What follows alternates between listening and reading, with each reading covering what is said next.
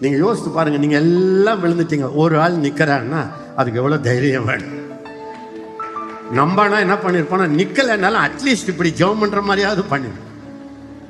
3 பேர் இப்படி நிக்கிறான், என்னால் அதை நம்ப முடியல. லட்சங்கள் விழுது, கவர்னர் விழுறாரு, டிஎஸ்பி விழுறாங்க, எஸ்பி விழுறாரு, மேஜிஸ்ட்ரேட் விழுறாரு, ஜட்ஜி விழுறாரு, உலகமே விழுது. ஆண்டவர் பரலோகத்துல இருந்து பார்த்துக்கிட்டு இருக்கிறார்.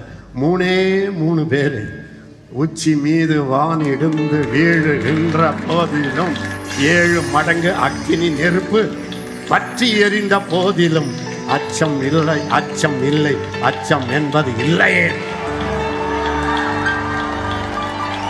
இந்த 3 பேர் நின்னாங்க பாருங்க. இது எல்லாருக்கும் தெரியுமா தெரியாதா?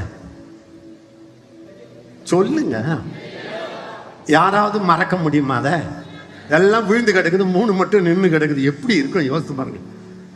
எல்லாரும் நிற்கும் போது 3 பேர் விழுந்தா தெரியாது, உலகமே பார்க்குது.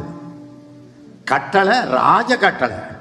அண்ணா சட்டத்துக்கு கீழ்ப்படினும். இல்லை அண்ணா, இல்லை தம்பி, மகாராஜாவினுடைய ஆணை, இந்த மனிதர்களுடைய ஆணை குறுக்கிடுமானால் மகாராஜாவுக்கு நிற்கிறவன் தான் தேவனுடைய பிள்ளை.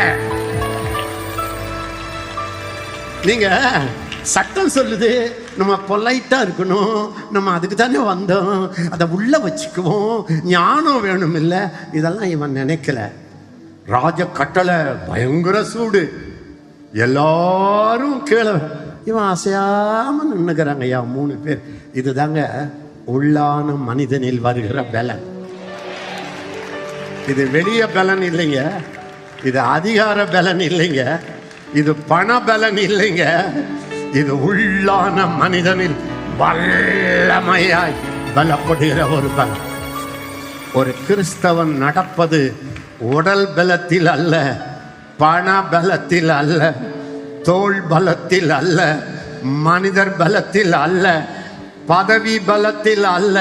ஒரு கிறிஸ்தவனுக்கு உண்மையான பலன் உள்ளான மனிதனிலே பலன். அந்த உள்ள